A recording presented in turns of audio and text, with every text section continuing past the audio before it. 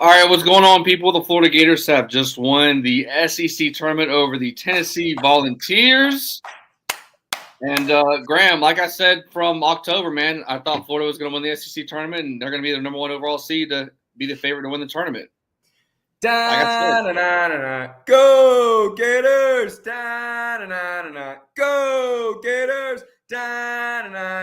Go Gators! Come on, Gators! Get up and go!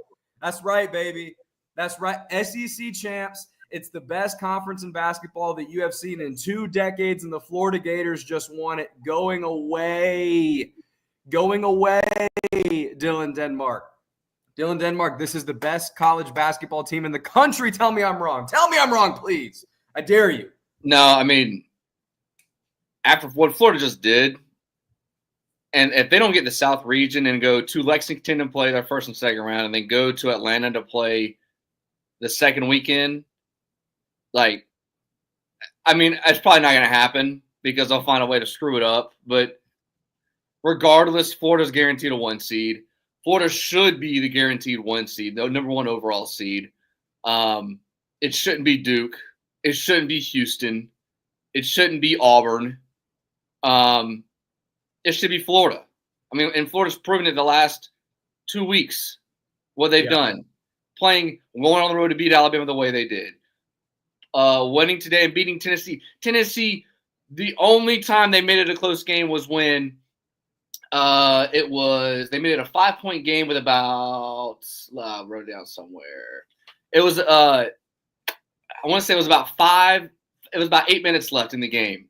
Yeah. And they made it about 60-55, and you're like, okay, like Tennessee's they're gaining momentum, and then Walter Clayton hits a huge 3. And really that was about it. There wasn't another time where Tennessee was even close to winning this game. No. And look, to be honest, and this wasn't really a Tennessee or a Florida thing. The officiating was just embarrassing today. I mean, it was unbelievably bad. The refs were just calling everything. I mean, my God, and this is for both teams. I'm not saying neither team really got an advantage from it. But, I mean, my God, if you're defending somebody and you breathed on someone, they'd call a foul. So it just made – but Florida was clearly the more talented team the entire game, and there was obviously going to be at some point where Florida was going to hit a dagger 3 or 2 and put this away. And it was a little bit later than I would have wanted it to. I think when Tennessee got it to 5 for a couple minutes there, it was a little uncomfortable. But to me, the Thomas Houck 3 at the end of the game with like 4 or 5 minutes left, that was like when I was like, all right, this is over. Tennessee ain't coming back from this. They just don't have the offensive firepower, especially with Ziegler fouling out of the game. By the way, unsung thing that needs to be talked about, needs to be appreciated, needs to be discussed. Will Richard, I know I had my opinions on him earlier in the year. Will, hand up. I apologize. I was wrong. You're a baller, dude. But Will Richard today, him continuing to bait Chaz Lanier into stupid foul, and they were fouls, they were legit, but Will Richard continuing to get him to commit those, that's one of the unsung moments of this game. It's one of the main things that really was a determining factor. I mean, I think Florida would have won the game anyways, but that was huge for him to do that, especially I want to say it was Ziegler hit a 3 or maybe got an and 1 or something, and Tennessee cut it to 5, and it was basically a Tennessee home game for everybody that was watching. They know the game was in Nashville, of course. Crowd's getting into it. It's getting up. You know, the broadcast was begging Tennessee to come back and make this a game. But right after that, Florida gets the ball. They get down the court, and Will Richard gets that foul on Lanier. At that point, I believe that was Lanier's 4th. That play just took the oxygen out of Tennessee fans and Tennessee, the bench and everybody that was trying to get momentum for that squad to get them back into it and close the gap and ultimately try to tie the game and take the lead. You felt when that happened, it was like, man, like they can't get over this hump, and they won't. Well, and I'll give you another one right before the half. It was a 36-30 game, and Albertine hits like a 28-foot 3. I mean, he was almost near the logo, pulls up, and it's 39-30, and it's like, man, it was really close, and now it's like, Florida's up 9. You know, if you're speaking for Tennessee, we got within about 2 shots, and then they just hit that big three, and then are you thinking, all right, it's going to be another basket for us to overcome that. Yeah. This team, Dylan, is so damn talented, and they're just good at everything. They're good at everything. That's what they said it on the broadcast early in the game, and I forget it was Billis or the other guy, I don't remember his name, that was saying it.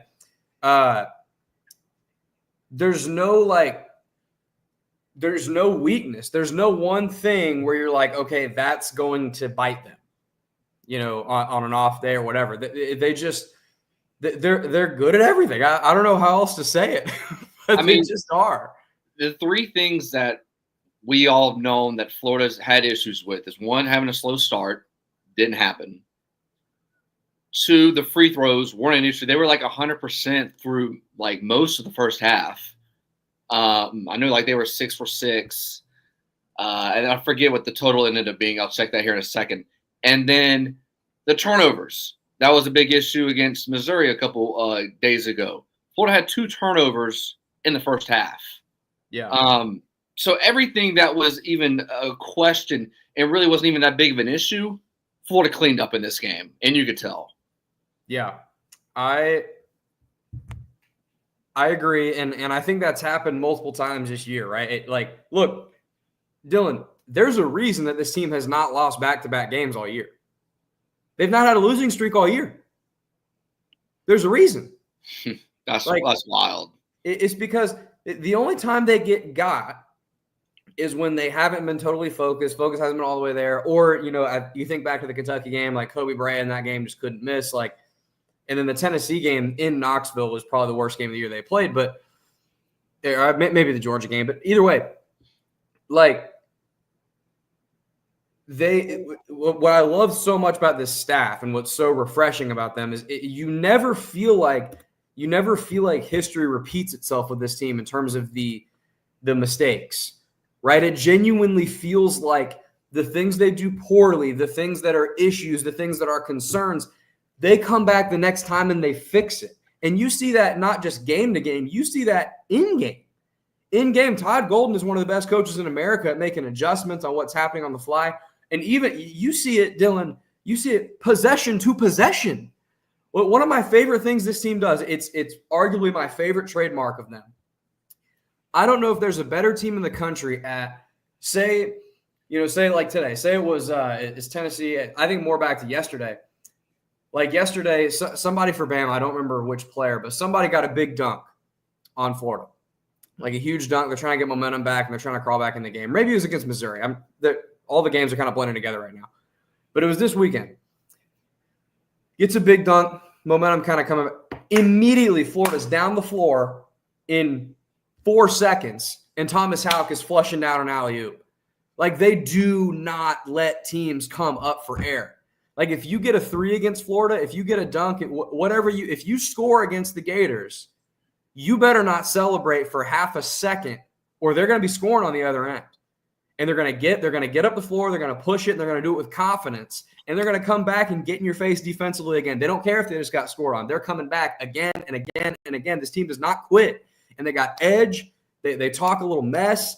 Dude, I have not had this much fun watching any Gator sports team at all in 10 years. It's unbelievable how much fun they are. And the most impressive thing is Tennessee coming to today led the SEC in every major statistical category in the SEC. Yeah. Whether it be field goal percentage, points per game. They were giving up 38% from the field, and Florida shot 42. I mean, granted, that's counting, the final few minutes of the game. Florida on the free throw line, 25 for 28. Good enough for 89%. The one stat that stuck out to me in the first half, the fast break points, you talk about, getting up and down the floor. They led that category 16-4 over Tennessee, and Florida had a 9-point edge. This is just, you look at this Florida team, man, no weaknesses whatsoever. And you even look at, like I was reading before the game, even in close games, decided by 10 points or less, Florida's 24-1 this year. so 25 games of the however many they've played. I'll look here in a second. They've won all but one, and it was that Georgia game where they came back from down 20 and almost won that game. They should have won that game. Yeah, 34 total games. So about 10 of their games haven't been a 10-point game. That's unbelievable. And can we talk again? We talked the other day. Can we just do it again? And can we just talk about how good Walter Clayton Jr. is at basketball? He's insane. He's insane.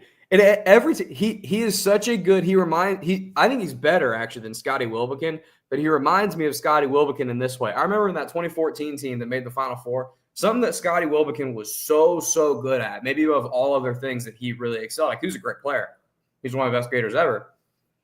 But I remember with that team, especially in road games or neutral side, if the other fan base is getting into it and whatever, when another team if another team was kind of closing in the gap, gaining momentum, closing a lead on the Gators, Scotty Wilbekin used to always get down the court and hit a big shot and silence them and kind of neutralize all that and get the Gators back on track. He used to always, and he was so good at that.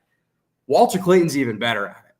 If a team gets a 6-0, 8-0, 10-0, 10-2 run, something like that, if a team gets something like that in there, you best believe Walter Clayton Jr. is coming down the court. He's getting an and one or he's sinking a three. And he does it every time. He don't care who you are, and he will do it right in your face. It is unbelievable.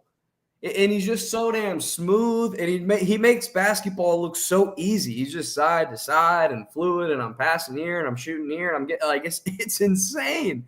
He hit a big three. I wrote it down. It was about 6:40 left in the game. It was right when it was a 5-point game, and it was like Florida had a shot, Tennessee matched it. Florida had a shot, Tennessee matched it, and he hit a big three to make it 70-62. And when he hit that big shot, you could tell a little bit of that momentum kind of took the oxygen away from Tennessee. He did it in the first half too, but that was the main one down the stretch when it came down toward the end. And then Thomas, the sixth man, not that long after, it was about a minute or 2 minutes later, hit that big three. And then after that point, that was it. But yeah, Walter Clayton, it felt like he hit two big threes today where Florida needed it most, where the game was like up in the air. It could have went dicey, and his big shot, Florida takes control. He doesn't clam up in those moments. He rises to the occasion, right? When he pulls up, if the Gators are reeling, even if they're winning, if the Gators are reeling a little bit and kind of need something, I'm even more confident he's going to make whatever shot he's about to pull up from, because he just does it with so much confidence. He's such a good athlete. Everybody kind of knows now, I think, if you follow along, he was a legitimate football recruit. I mean, that dude's probably a better safety than Asa Turner and DJ Douglas right now. But but he's just such a smooth and fluid athlete, man. And when this team has their main guys on the court, there's not a better team in college basketball. Is there? I mean, when I say their guy, I'm saying when you got Walter Clayton at the point, you got Will Richard, you got Elijah Martin as the rest of your backcourt, and you got Condon and you got Chinyelu in your front court, and then you got Thomas Houck as your sixth man. That's a better six-man rotation than any. I don't care. I don't care about Duke. I don't care about Auburn. I don't want to hear about those teams. I don't want to hear about Houston. I don't want to hear it. That's the best six-man rotation in college basketball. It is. I mean, how many more times do they have to prove it? What, you want them to go on the road to Auburn and win? All right, they did it. You want them to go on the road to Bama and do it? All right, cool, they did it, no problem. You want them to cut down the damn nets in Nashville and win the SEC tournament? Oh, okay. Why is it, Dylan, explain to me like I'm five, like I'm a 5-year-old, and the rest of us, because I know everybody wants an answer. Why is this team not the number 1 overall seed? Why? Well, we'll know here in about because Auburn won some games in November? Yeah, essentially. I mean, what the hell are we doing? It's not Florida's fault. North Carolina sucks. They tried to get out of conference. It's not Florida's fault. But then Florida in early January They went and played in the SEC, the best conference in America in 20 years, and they won the whole damn thing. What else do you want this team to do? They're number one overall seed. I'm sorry. Again, we talked about this last week, Dylan. If this logo, this right here on my head, if this is a Kansas Jayhawk, if this is a North Carolina Tar Heel, if this is a Duke Blue Devil, if they're number one overall seed, no questions asked. But because it's the Gators and because I know they have 2 national championships and they have history, but historically they're thought of as a football school. They have had the burden of proof all year these other teams have not had. And I don't agree with that. I don't think that's right. But why is it Auburn, Duke, Houston, and then Florida may be on the fence, but they got to beat 10. There's no reason to trip out anymore because Florida took care of business and then some. But it just kind of gets to my point of like, this should have been a foregone conclusion, and today's win should have just been gravy. But you know what? Who cares? The Gators went and won 3 straight games where they had to travel and have a tournament-like appearance. They're ready for March. They're going to make some damn noise. They're going to be a problem for everybody they got to face, man. Best team in the country. Like any questions you had about this Florida team were answered in this weekend. Like I didn't see the game yesterday. I was at a track meet, and I'm checking the score. I'm like, all right, close game. All right. It's a 3-point game. At halftime, it's 47-45, whatever. And then I check it 20 minutes later, and Florida's up 20 with 10 minutes left in the game. I'm like, how did that happen? And Florida had just beaten Alabama last week. An Alabama team that's really, really good. Yeah. I want to bring up a comment that I wholeheartedly agree with. Let me go find it real quick. It's from our guy Clinton. Our man Clinton, shout out on the YouTube. Clinton says the injuries were a blessing in disguise. Hi, let me show Clinton's other comment. We got deeper. Yes, Clinton, you're absolutely right. You're absolutely right. Bad time to bring him up because he had a terrible game, but Urban Klavzar being part of the rotation objectively has been a good thing, even though he didn't play well today. Aberdeen had a couple of great games in there, and you can trust him in moments when you need, and you got to take Walter Clayton out for a couple minutes or whatever. Obviously, Micah Hand-Lockton getting back. This team is so ridiculously deep, and Todd Golden even brought it up. I believe it was yesterday after the game against Bama. He even brought it up when they asked about it. He said he was talking about in that Georgia game where they lost. He said, we were finally all back healthy, and I just think rotation-wise and minutes-wise, we were just a little clunky and a little off and didn't totally know how everything was going to gel once we got these extra pieces back in and got all the guys that have been contributing all year back healthy. Well, they figured it out now, baby. They went back to their original starting lineup, which I thought was the correct decision, and then you bring Thomas Houck off the bench, Micah Hand-Lockton off the bench in the front court, and then you get Aberdeen and Klavzar in the backcourt off the bench.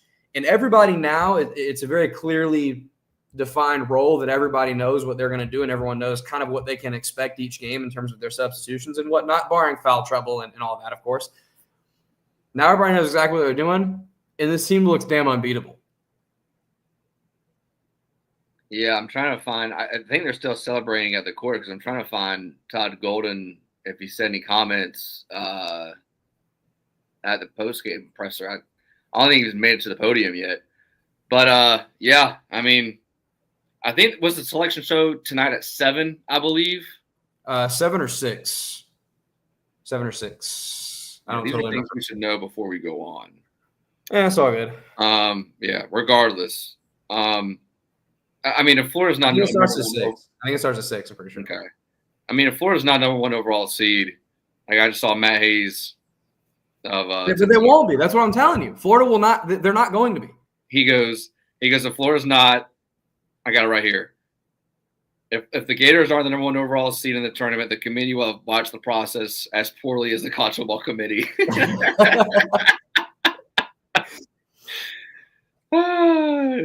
going to find its way into the show, ain't it? Yeah, 100%. Here's the thing, and that's the only thing people are going to talk about for the next 3 hours. Is it really that big of a deal if you're the number 1 overall seed or the 3rd number 1 overall seed? Is there that big of a difference? Because if you're the number 1 overall seed and can play in the region you desire, yes. Now being 3 versus 4, probably not really. To your point, not really. And even being like a 2, like 2 seeds win national championships. It happens. Like it's not the end of the world, to your point. And you know, once the tournament actually starts and that basketball tips off and you're playing ball, you just got to play who's in front of you regardless. I agree with you, but it's more so just a thing that's aggravated me. And we have a platform where I can bitch and moan about this. Yeah. Like looking right now, I mean, we've known obviously Florida's played all the SEC teams. You've played Auburn once because you've played Alabama twice, Tennessee 3 times, Auburn on the road once. I'm trying to think of the other best teams that are in the conference that Florida's played. Bama. Twice. Bama, you beat them twice. So you know what they are against those teams. Is there teams that you don't want to see in the Sweet 16 or the Elite 8 right now that you think that Florida's going to give them a problem potentially? In the SEC, teams in the SEC? No. In the NCAA tournament, like moving forward. Like I'm thinking about matchups. If Florida somehow, you know, depending on the bracket that they're in, once you get out of the first weekend, hopefully Florida does. Yeah. And you make it to the Sweet 16, the Elite 8, what team do you not want Florida to be matched up with in their region? Well, it depends on who ends up in the people keep saying BYU. I agree with that. I'm not super thrilled about BYU. Within the conference in the SEC, because there's going to be enough. I know that the that the bracket tries to avoid playing teams in conference as late as possible, but the SEC is going to have so many teams. It's not going to be that crazy to see an SEC matchup in the Sweet 16 or the Elite 8. When you get to there, I'll tell you in conference, man, Missouri gives this team problems. I mean, Alabama's better than Missouri. Tennessee's better than Missouri. Auburn's better than Missouri. But Missouri gives Florida more problems than any of those teams. So Missouri is just a weird team. People are saying St. John's. I agree. Rick Pitino and Marks. That's always a tough bet. So there's a couple that I'd rather not play if I don't have to. But here's the bigger piece to that puzzle, Dylan. I don't care. Gators going to smack them boys by 15 or 20 no matter who they play. Doesn't matter. Give me Duke in the round of 64. I don't care. See, why should I? Why should I? All I watch is my basketball team win. This is what happens when Graham is excited slightly.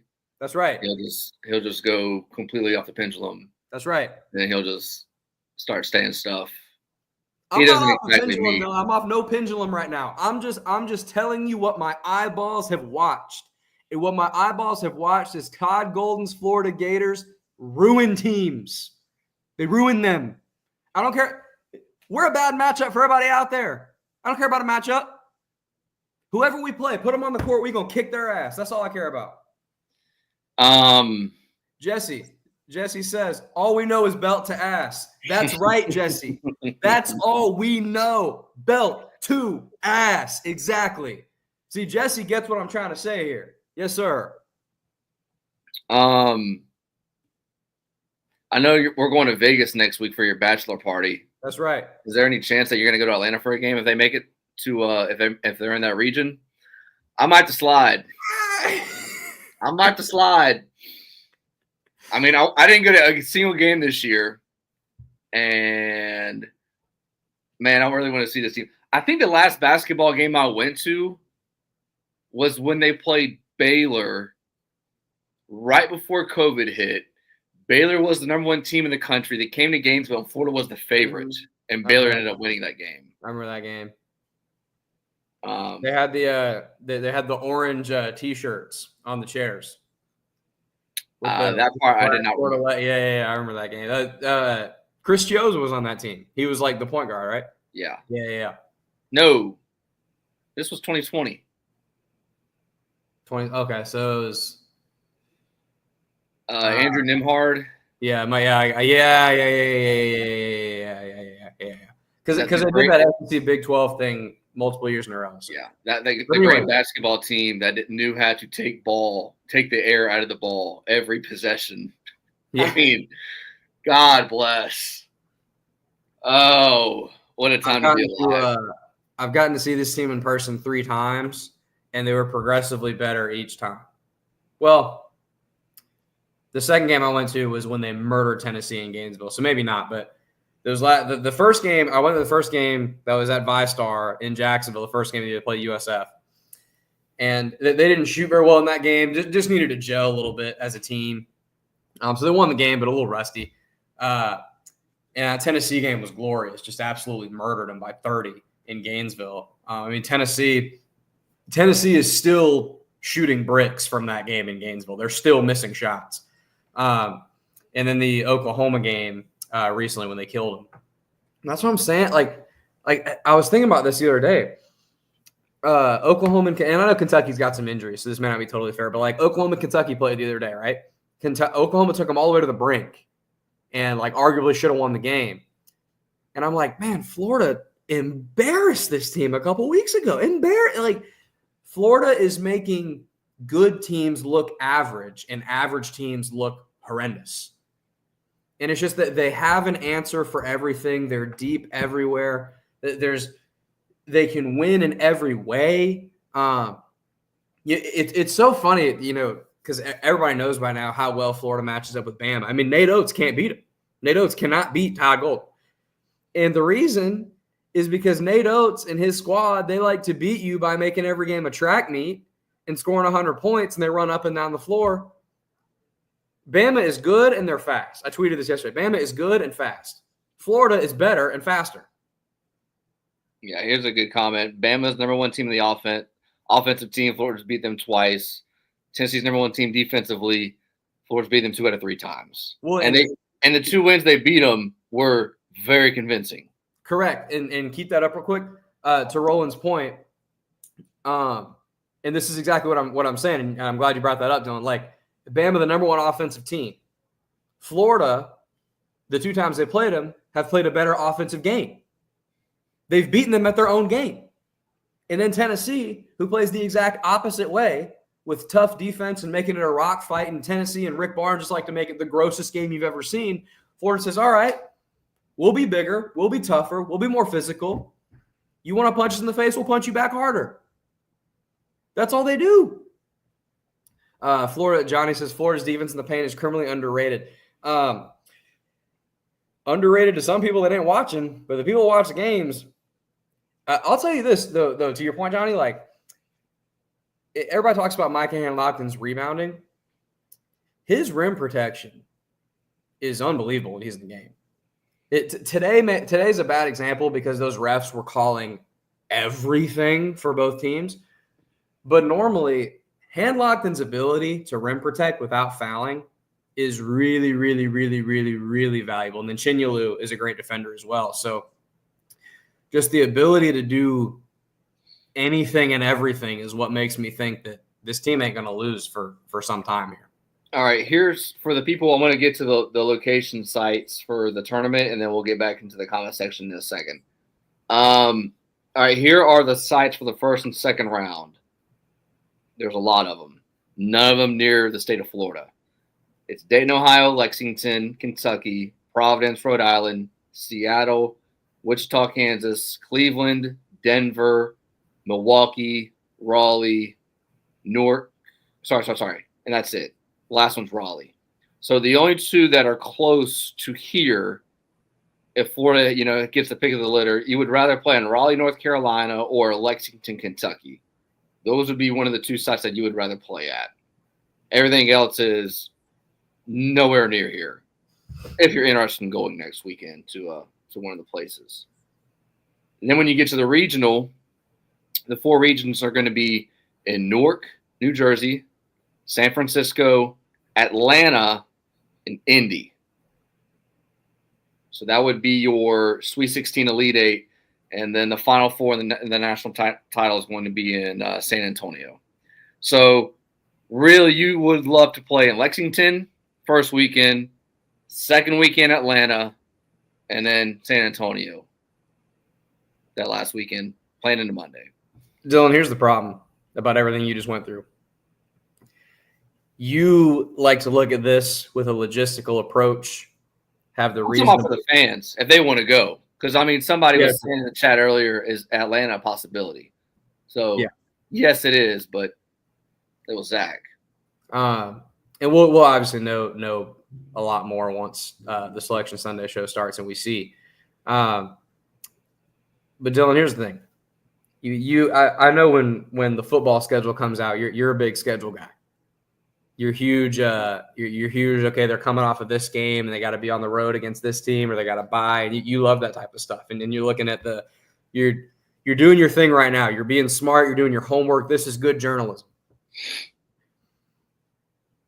They could play on Mars, for all I care.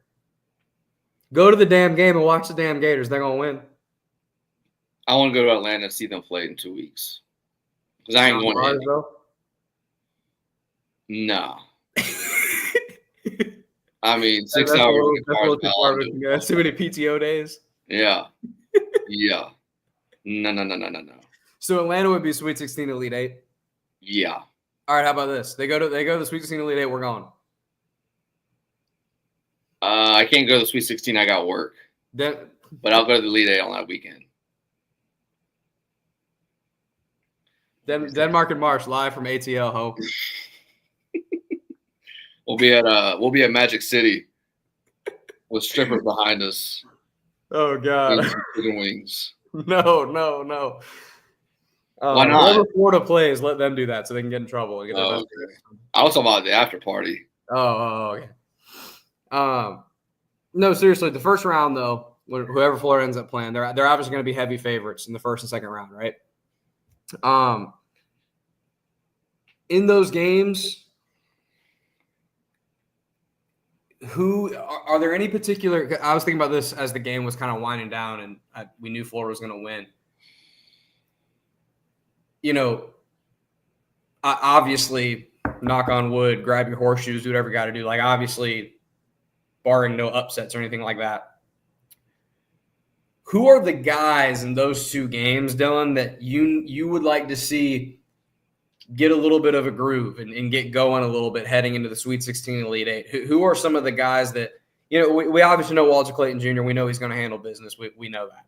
But who are maybe some other guys that have contributed at times this year and have been kind of off and on at certain times that you want to see really, really ratchet up what they're doing? And this weekend was the start of it, understanding. But going into that weekend, the Sweet 16 Elite 8, who do you want to be able to say, okay, they had a great first round and first and second round of the NCAA? That's easy. That's Alex Condon. Yep. We're having a couple people chime in on that right now. Yep. I mean, Alex Condon, I feel like you know what you're getting for Walter Clayton every week or every game now. If Alex Condon can get back to getting in the mid-20s, I mean, I feel like Florida's damn near unstoppable at that point. All he's got to do, you can still tell. And I think we maybe took for granted when he went crazy against Bama in Tuscaloosa. I think we maybe took for granted that he's probably still healing a little bit from the ankle. But you can tell that the explosion is, you know, maybe just like 90% of what it was pre-injury. And it's just a little off. So his finishing has struggled. A lot of layups and stuff, contested layups where he's backing somebody down, turn around, throwing up a floater, or getting the layup and trying to get fouled or trying to get a little bunny or whatever. His touch was one of the best big men in the country for basically the whole season. After the ankle, he struggled a little bit finishing in those. It's been a little rusty. If you get that shot back, I mean, they're going to be the best front court team scoring too. Yeah. Who was it that mentioned? Yeah, Connor mentioned Aberdeen. Aberdeen is a man, when he gets his 7-8 points when he comes in the game, I feel like they always come at a big time, a big point in the game. Like, it's never like a quiet, like, you know, you forget about it. And that's the thing too. Like, we talk about how deep this team is. Like, dude, when Walter Clayton goes out of the game, for most teams, like in basketball, like, you see it. Like, it is noticeable. You're like, all right, this guy needs another minute. Then he's back in the game, and then you get your rhythm. That's not the case with this team. This team always doesn't matter the lineup, who's on the court, who's on the bench. You have a go-to guy who can get you points, who can get you rebounds, and who can facilitate the floor and give you assists. The chemistry is off the charts. They mix and match with each other so well. They complement each other so well. To the Aberdeen point, I agree. Aberdeen, the game can tend to get a little bit sloppy when he's in the game for Walter, though. He had a possession today when he got the tie up, and I think the possession there was still with the Gators, but still he got tied up. And he picks up his dribble when he's getting double teamed. So obviously Tennessee goes and grabs the ball. I'm like, what are you doing, dude? So like little stuff like that kind of bothers me about Aberdeen. But to your point, he is a great scorer and he is a timely scorer. So I mean that bucket before half was enormous. That was an enormous shot. And then even later in the game, I think it was after that Thomas Houck 3, Tennessee had gone down, maybe got fouled and got in the free or whatever, but they scored 2. And Florida was doing the thing with 2-3 minutes left where you milk the clock and salt it away. And you need to do that. You need to eat up clock, but at the same time, you got to get a couple of buckets down that stretch to avoid, catastrophe, right? And Denzel had a great hit shot fake, drives right to the baseline, gets a layup, and the game I think was going to be over anyways, but that kind of really salted it away. That was kind of like, okay, Tennessee's not even going to foul now. So points like that are huge. So if Aberdeen, if he can just play clean, then he's the best backup point guard in the country. He just got to play clean and not do anything dumb. And then, I agree with you, and I think most people are agreeing with us in the comments. So if Alex Condon's the main guy, where it's like if Alex Condon can ascend back to what he has been most of the year, which is the second best player on the team, they're going to be basically impossible to stop in the front court. People talking about Thomas Houck as well. I love me some Thomas Houck, dude. Can we just talk about how good that guy is for a second? I mean, that guy plays with edge.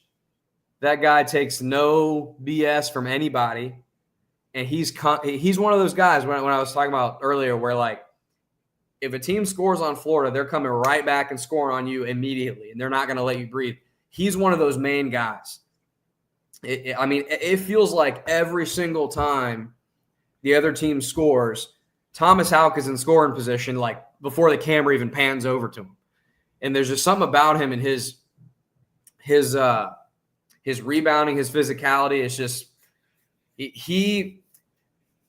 think Elijah Martin and Houck, defensively at least, are the heart and soul of this basketball team in terms of attitude, edge, grit, like that kind of like toughness. Those are the two guys, I think. All right, let's get to a couple of these questions that we have that we have rolling in, then we'll roll out of here. By the way, TPC for the golfers resumes in about 30 minutes. Graham, I know you're ecstatic about it. All right, we'll move on.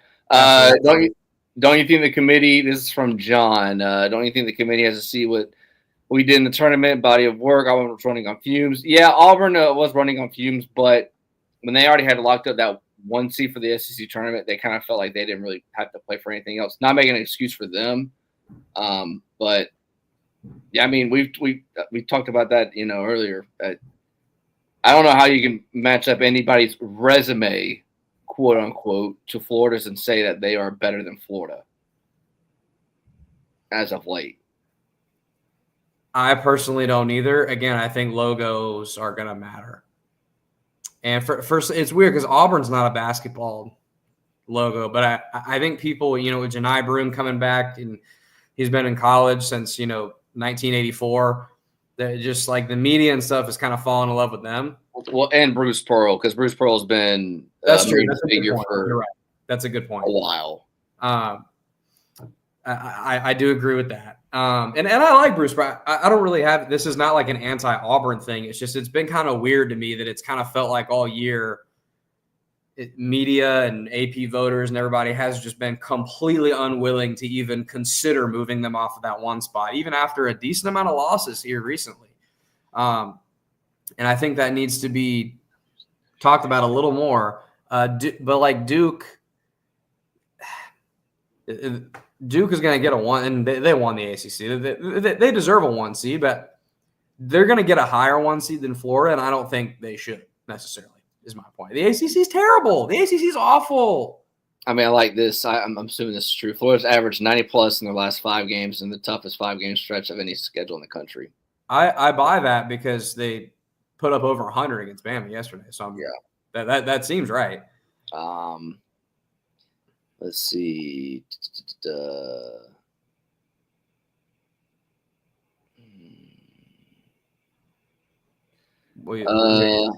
Are you doing some quick math? Yeah, no, I'm just looking through these questions. I have a bunch of comments. All right, nobody likes Jay Billis. Understood. Correct.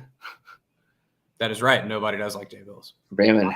I cannot stand Jay Billis. He bothers the hell out of me. And I'm not really an anti-broadcaster guy. I rarely have like a lot of complaint. Like I'm kind of on my own that I think Chris Collinsworth is good, Sunday Night Football, and I like most broadcasters. Jay Billis bothers the hell out of me. I've watched about every midweek game since about January, and I've watched every single one of them on mute because I'm at work. So when you mentioned that. When Alex kind of went down and people were acting like, he got to get his leg amputated, like I have no idea. But I think that's about it. But I think we should all go off the general principle that if somebody went to Duke, don't respect their opinion. Don't value what they have to say. Just generally speaking. All right. Same with Tennessee. We're about 900 people in this chat. Graham, we got, dude. 40,000 people saw us on Facebook the other day. Yes, sir. I only have 4 friends. That's a lot of people. Everybody that watches your friend. What are you talking about? Yeah, he's a turd fly. Okay, Jay Billis is a turd fly. Billis, turd fly. Is this a new thing? One thing I've seen like people say it. I might be him saying over and over again. Appreciate the kind comments, Dion. Make sure you tell a friend that we do this pod. I don't know what we're going to do the next one because we're flying out to Vegas on Thursday.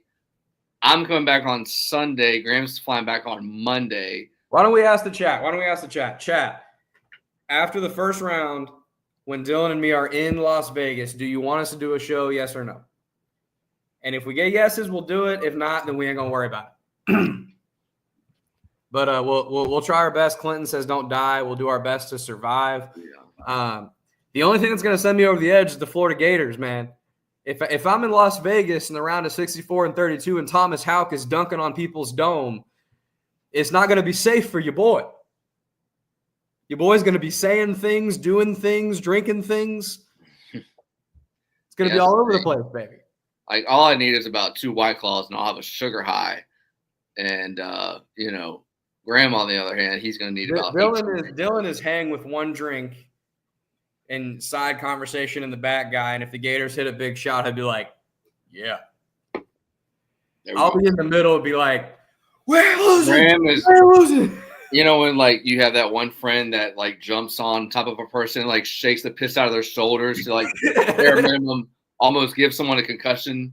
That's what it's like watching a game with Graham. I've almost injured Dylan a couple of times at Gator football games. Yeah. We haven't gone to a Gator basketball game together. No, not even when we were students. No. We'll have to change that next year. Yeah. All right. Yeah. We'll post up. We'll have our phone and we'll be hopefully not intoxicated and hopefully it doesn't show up in a work email. So we'll see. Hopefully they don't play Thursday. Hopefully they play Friday. Well, if you go to the SEC championship game because you play Sunday, they put you on Friday. So we should be good. I'm 99% sure that's true. So all someone correct me on that if that's not true, but I'm actually genuinely pretty sure that is true. Yeah. Yeah. So if that's the case, that'd be sweet. We could post up in one of the casinos at that time too. Hell yeah. That's pretty sick. So. Clinton says Friday night. I think he's right. Yeah. I'm pretty sure it'll be Friday. We'll be one of the later teams to play in the first round because the SEC is a little different playing that Sunday. Like the Big 12 was last night, the ACC was last night. But yeah, I mean, that makes sense. If you're playing your conference game all the way to Sunday, you should get that extra. And even Tennessee, like for making the championship, you should get rewarded that day. You shouldn't get punished for being short. Dion says, you two guys rock. Dion, we appreciate you, man. Yeah. All right.